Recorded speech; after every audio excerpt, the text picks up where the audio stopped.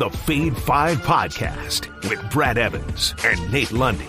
Place your bets at Jackwagons. Brad the Big Noise Evans here, joined by the good son of Andrew Lundy. 'Tis indeed another edition of the Fade 5 podcast. It's all the East, all the time. We're going to be breaking out our favorite plays in that region in the NCAA Tournament here momentarily. But let's first of all, with tickets in hand, go big or go home and honk, honk, hop aboard the Plus Bus. These are our favorite wagers, plus 100 odds or greater that we're checking out. And of course, we got to align it because that's what we're doing in all these regional breakdowns this year's NCAA tournament with our pick to take the East. Lundy, I'll let you go first. Who do you like? You tell you what, I don't actually like the betting options for this particular region. And the reason why is because I think it's UConn's to be able to take. I really do. I think UConn right now is the best team in this. You know, if you're looking at your printout, right? If you printed out your bracket on the left-hand side, I believe UConn is absolutely the best team. So you're taking into account the East, you're taking into account the West. We're talking about UNC, we're talking about Arizona, we're talking about BYU, all of those different teams that are sitting there on that left-hand side of the bracket. But if you asked me to make a pick that was eligible for the Plus Bus, I'm going to ride the Iowa State wave and the defense that the Cyclones are playing right now. I just believe that what this team is doing is pretty spectacular, frankly. They're playing really, really good basketball, and I think they know how to slow teams down. So if there was somebody that could come along and just frustrate the hell out of UConn, I could see it being Iowa State. And so the fact that over at BetMGM, I can snag that at plus 425, it's plus 400, for example, at DK, slightly lower.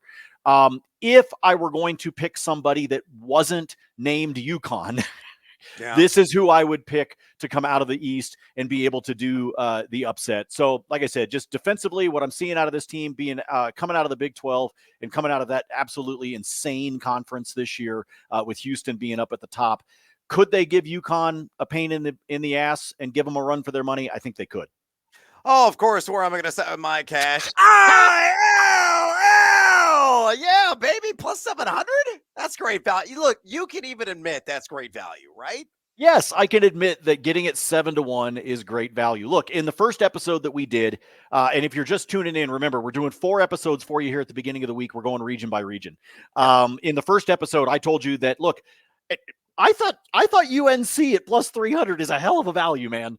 I just think that's crazy that it's 3-1. I expected them to be down towards the 150, 175 range. And so the fact that I'm getting it basically double what I would have picked or what I would have expected, I will absolutely do, despite the fact that you believe that's a very open region. 7-1 for your Illini, it's a little tempting. It's very tempting. I might have to drive to Indiana to place this wager, to be honest with you, because it's too good to be true. I mean, Illinois has the goods, at least on the offensive side. We're going to get to defense here in a second, to represent the Final Four in Glendale. They're a team that's playing at like an astronomical top 3 level nationally and adjusted offensive efficiency over the last 30 days. They're shooting 55.3% inside the arc, 37.2% outside of it over that stretch. Now, defensively, that's the issue. They've given up way too many near proximity shots. 3-point land, they haven't really gotten out and stretched along there. They're giving up 40.6% over that 30-day stretch in that category. That's unacceptable, inexcusable, and needs to be rectified. But a team that's long, disruptive, athletic, gets a lot of second chance opportunities. Nearly 37% of the possessions, as a matter of fact, they get an offensive rebound. It's just that defense. And, it can't be flaccid. It's got to be rigid D, especially along the perimeter where they're number 344 in three-point percentage defense over the last month. But Illinois, man, I'm telling you, they got a shot here. It was an enormously tough draw. UConn does not have an easy road. How are you with the number 1 overall seed and you get Iowa State and Illinois as the 2-3s? Oh, and Auburn at number 4 makes 0 sense. This is a murderer's row region. Whoever comes out of it, I think can win the whole shebang, Lundy. I really, truly believe that. All right, with those bets on the board, let's get after it with another edition of the Fade 5. Number 5. All right, numero cinco here on the countdown. Let's talk about those fighting Bruce Pearls. And I'm going to go with the Auburn Tigers. I'm going to lay the chalk against the future check riders of the world as the graduate soon of Yale. That 12.5 line, I think, is too low, minus 110 juice available there at DraftKings. I've been critical Auburn, admittedly, for much of the season because the resume was kind of hollow.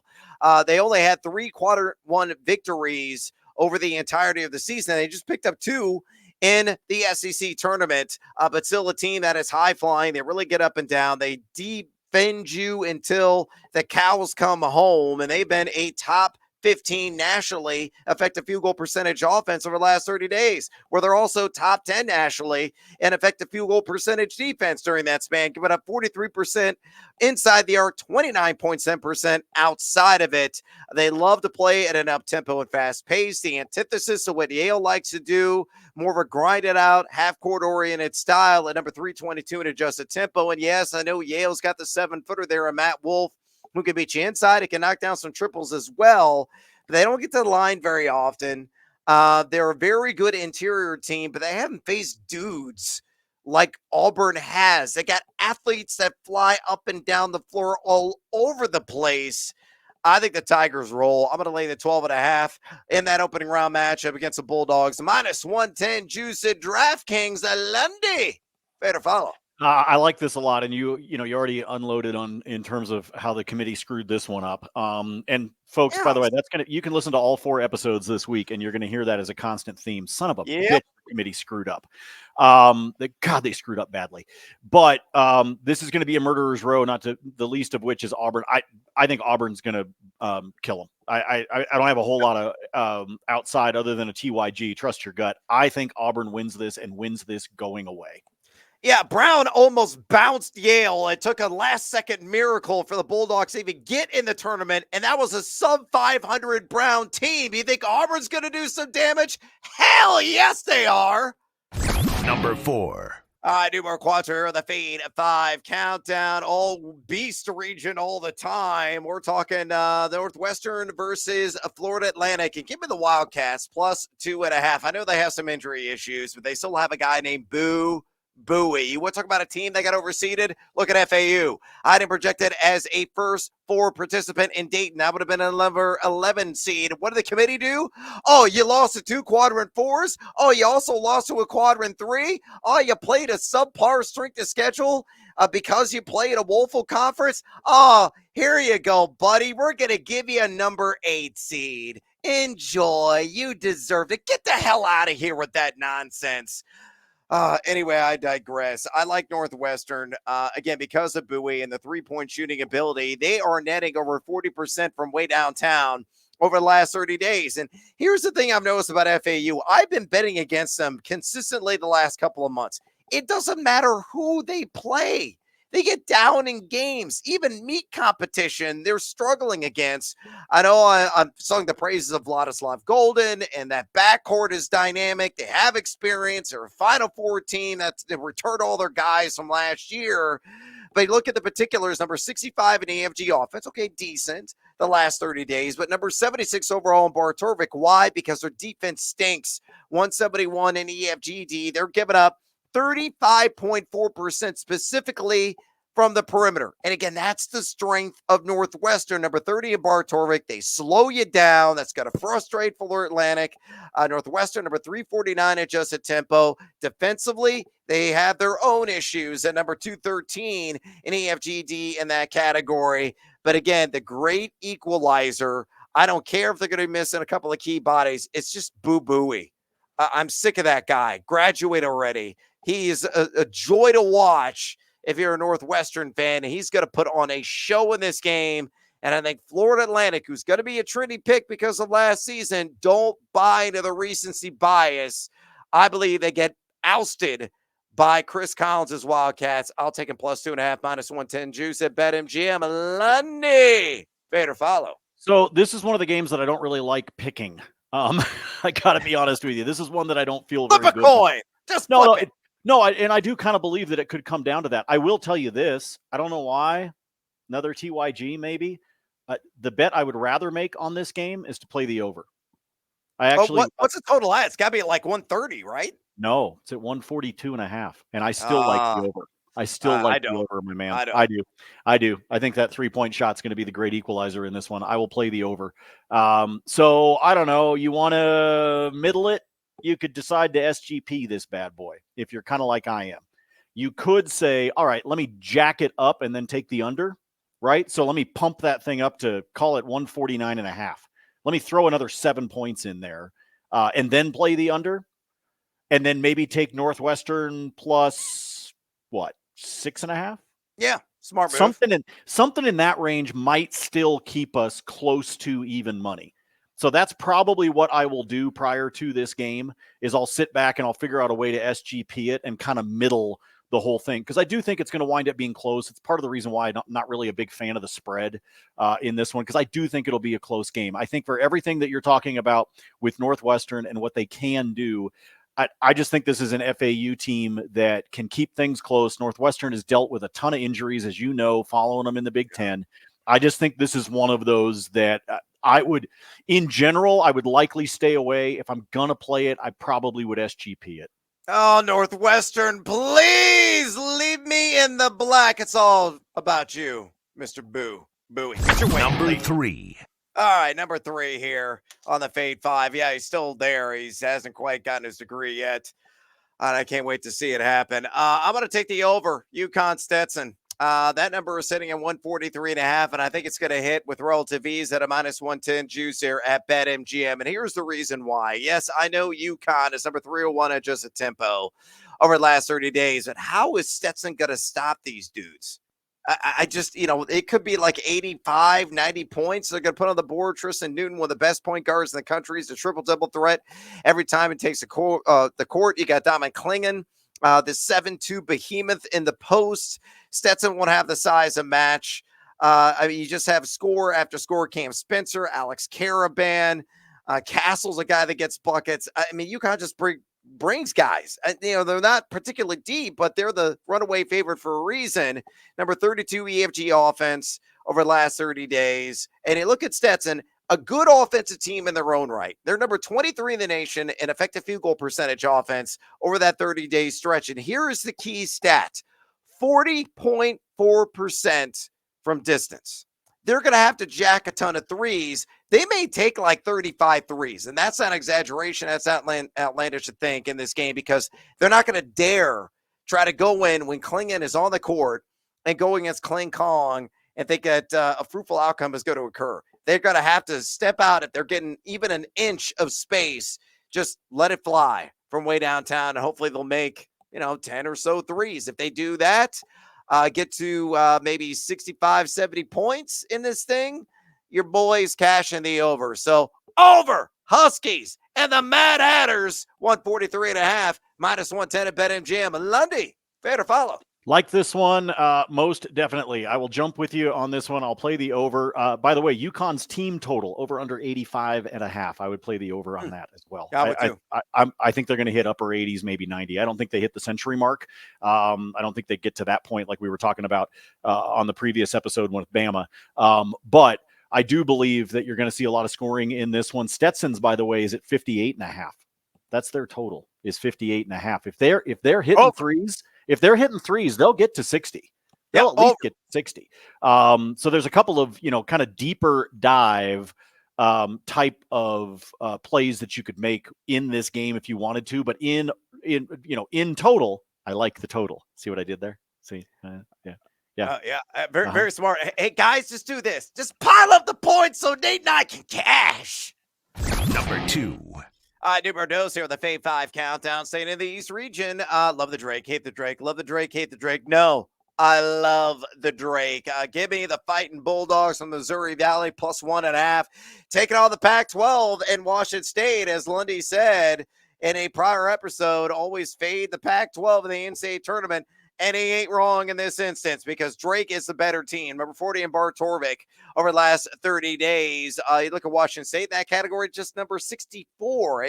Look, Kyle Smith has done a bang-up job in Pullman. Nobody expected Washington State to even be anywhere remotely close to the dance, let alone drawing a single-digit seed, but they got there. But you look at the advanced analytics, again, the last month, number 246 EFG offense is Wazoo, and number 225 in EFG defense. Turnovers are a problem. That 2-point percentage defense is a problem. 3-point percentage offense is a problem. They're only netting 29.3% from way downtown over that month. Good rebounding team, but Drake has got some size there in the middle with Brody, who's like 6'10", and he might be 3 bills. He's a really massive human being, a lane clogger for the Bulldogs. The number 49, because Tucker DeVries, the coach's son, is a marksman in EFG offense. They're netting 50.7% inside the arc and 41.1% outside of it. Decent defensive team, plus rebounding because they're big boy there in the middle. And they're a team that will try to speed things up from Wazoo because Wazoo likes to be more in a half court, number 301, and adjusted tempo last 30 days. Drake at number 128. Bulldogs are very rested. They're going to be quite prepared. They're well coached. They got better players on the floor, and they have suitable size for a mid-major. So pull it all together. Love the Drake, Elaine Bennis at plus 1.5 against Wazoo, minus 110 at BetMGM. Lundy, fit or follow? I've been trying to find a way to back a Pac-12 team. I've been trying really hard. I really have. I don't think there's a single one on my bracket. I just don't know that there's one that I just feel confident enough about, right? I got Arizona beating Long Beach. That's it. Yeah. You got Arizona coming out of the first round. I mean, I know we're sitting on that, but it's like I want really badly to find a way for Washington State to be able to make this interesting, but I can't. And let me give you a little tidbit here as we talk about this particular game. As of right now at DraftKings, it's Drake -2. It's flipped. It flipped? It is flipped to the point where it's Drake -2 at DraftKings as of tape time. I would still play it. This line is moving, and I think it's a matchup thing. The only way that Wazoo can be able to hold on to this and somehow bring some semblance of, positive thinking towards the demise of the Pac-12 basketball season is if Wazoo can get offensive rebounds. Washington State has to get second chance points. The problem is, as Brad already pointed out to you, Drake's got size to keep them from being able to do that. It's a bad matchup for Washington State, and I think Drake takes care of business. And like I said, the script's already flipped. They're now the favorites. Oh, you hear that? Chugga, chugga, chugga, chugga, chugga, chugga, chugga. Choo, choo! Follow the steam, baby! Bet on Drake. Number 1. Oh, numero uno here on the Fade 5. I'm not dare laying any action on the line. I kind of like the total over in the high 140s, but I think honestly the best bet on the Illinois Fighting Illini matchup against Morehead State, the Manimal U back in the tournament. I like the over in Illinois team total points. I grab it at 79.5, minus 112 juice. So Bible juice there at FanDuel. This honestly should be about 5 points higher, like 84.5, because all Illinois does right now extraordinarily well, as I outlined, is scoring points. Terrence Shannon dropped 40 against Nebraska in the Big Ten tournament. That set a tournament record. He turned around, had a 30-point effort in the title game against Wisconsin. He is Carmelo Anthony-like. He can maybe carry my Illini to the promised land of this year's NCAA tournament, and they're going to just, keep the foot on the gas this entire game because that's what Illinois does. They love to play at a brisk pace. I know that Morehead State has been a quality defensive team in the OVC, but look at the level of competition. Over the last 30 days, they're top 20 in EFG defense, and they do have some pretty good rebounders. But with Coleman Hawkins, with Damask, with Shannon, that size, Ty Rogers, an X factor as well in this game, Dane Janja coming off the bench, Illinois' got to get buckets. They're going to be drenched. They're going to be sopping wet. Give me the over. 79.5 total points in that opening round matchup against Morehead State. My top play of this region, minus 112 juice at FanDuel. Lundy, don't you dare fade me. No, because I agree with you that it's off. I don't know that it's 5 points off, but I definitely think that it should be up in the 80s. It should at least be at 81 and a half, 82 and a half. Like I said, I'm not sure that it should be as high as you're thinking that it should be, but would I be surprised? No, I wouldn't be. So the idea that I just need Illinois to score 80 points with that offense and with the vibe that Shannon is on right now over the course of the last couple of games, yes, I think this is an easy play to be able to take advantage of. So rock and roll with this one. I can understand exactly why it is your top play in the East region. All right, let's make some more moolah. It's bonus time, Lundy, here on the podcast. We got a couple of games that we left on the cutting room floor. So let me go ahead and throw them out to you. We have BYU and Duquesne, Iowa State and South Dakota State, the Fighting Jackrabbits. And we have San Diego State, the other SDSU, and UAB. Side total money line. Out of those three games, what tickles your fancy most? I think the one that I will look at is I told you how much I like if I were going to pick a plus odds to be able to go with Iowa State. That said, I think the Jackrabbits can keep it close. I think 17 points is too much. I just do. I for whatever reason, I believe that 17 is a lot. I think this actually opened at 15, if I'm not mistaken, and has already been steamed up a couple of points. So this is one where, I probably wouldn't have done it right when it opened, but now that I see it getting up to 17, and by the way, it moved a half a point from this morning. Like it's moved in the last 90 minutes because it was at 16 and a half. That's what I have written down in my notes. And I just went and looked, and DK's already got it up to 17 now. Iowa State can win this and win this easily, but do I think that South Dakota State could keep it close? Yes, actually I do.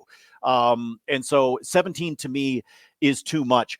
On the flip side, this is one where I don't know enough about Duquesne to be able to make an educated choice yet. I can tell you my gut is for BYU to cover and BYU to win it by double figures. But I don't know a lot about Duquesne, but I do know that BYU looked good. I do know that BYU went into Fog Allen and beat the Jayhawks on the road, and it wasn't pretty. And I know that this is not quite a confident Jayhawks team. We've talked about that. We'll get to it when we get to They're not healthy. No, exactly. But they were healthy, and BYU spanked them like an out of control 2-year-old. Okay. It was bad. Okay. It just was. And so I think BYU, like I said, I don't know a lot about Duquesne, Brad. You may need to be able to jump in on this one for me, but I will tell you that my gut says BYU wins that by double figures. And so I will lay the chalk, which is right now at DraftKings at a -9. Yeah, and it's climbed. It opened at -7.5 last night. Wow. You look at Duquesne, the first tournament appearance since 1977. They like to slow you down, which BYU is like, get the hell out of here with that nonsense. We're not going to, play at your pace. We're going to try to speed things up.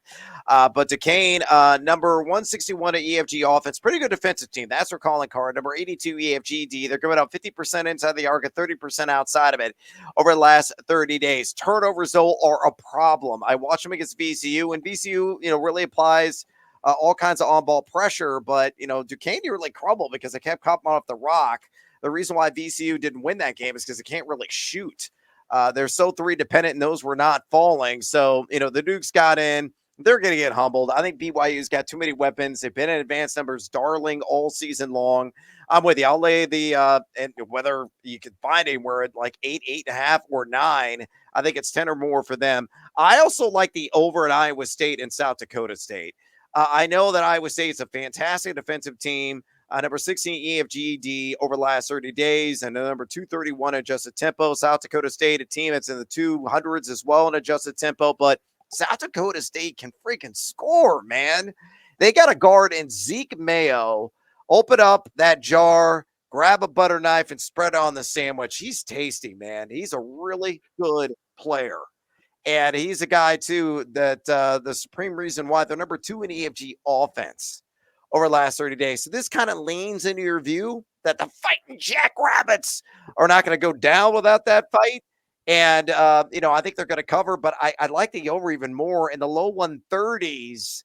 it'll be tight because Iowa State's going to try to slow the game down, but South Dakota State can pile up some points. And we know that Iowa State in the Houston game can also score in bunches as well. And I know this is really minor, but I brought it up when we were talking about the West region with the idea of Mississippi State playing in Charlotte.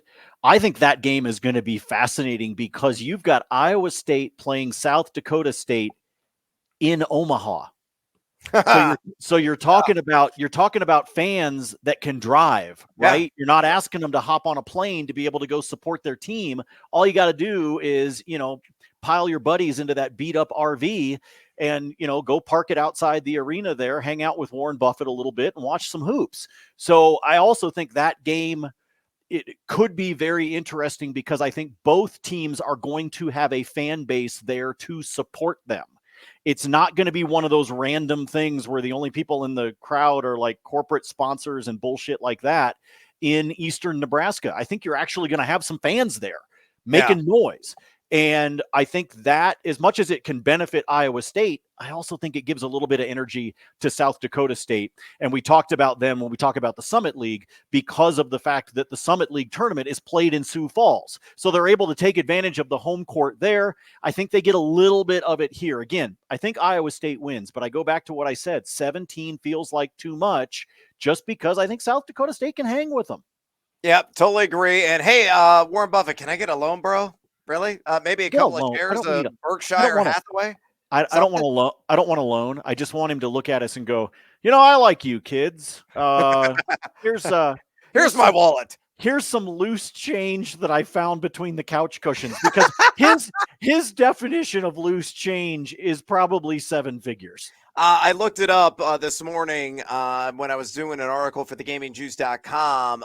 His net worth right now is just $35 billion. That's it. $35 billion. I'm telling you, he can sneeze and like a few $100 bills are going to come shooting out of his wallet just from over. Oh, I thought it was shooting out of his ass, and that probably is the case as well. He's just full of money. Full of money. That Warren Buffett is. He probably is. He probably is. It probably comes out his nostrils when he does sneeze. So, all right. Remember, Brad's going to give you all the lowdown, but I like to remind everybody 4 episodes for you. Yes. 2 of them dropping here on Monday. 2 of them will drop on Tuesday, and everything is being arranged by region in terms of these episodes. So just in terms of a programming note, that is why you're getting a double dose today. You're going to get a double dose on Tuesday. Just get a chance to consume it and make sure that you're following and you're checking the spreadsheets and all that kind of fun stuff. Yeah, we're not going to have a show on Friday either because I'm going to be in the lab watching all the various games. I'm up to my eyeballs and assignments for Stadium Sports, thegamingjuice.com, and various other media appearances. So we're giving you the tools that you need for all your gambling services to scratch every single itch in that department. And go to thegamingjuice.com right now. Sign up for a free account. You can check out all of my college basketball content there. Lundy's NHL picks. He's cranking out every single day as well. We have other writers contributing. We're a growing site. We're trying to build a community. Please come play and, sign up with us because we're going to give you some fun advice. Always fade or follow. That is up to you indeed. So just go to thegamingjuice.com for that free account today. Also drop us a rating and a review. You can follow us on the X or the Twitter, Lundy at Nate Lundy, and myself at Noisy Huevos. For the outstanding and lovely Nathaniel Lundy, I'm Brad Evans. Indeed, as always, feed or follow. That is up to you. ILL!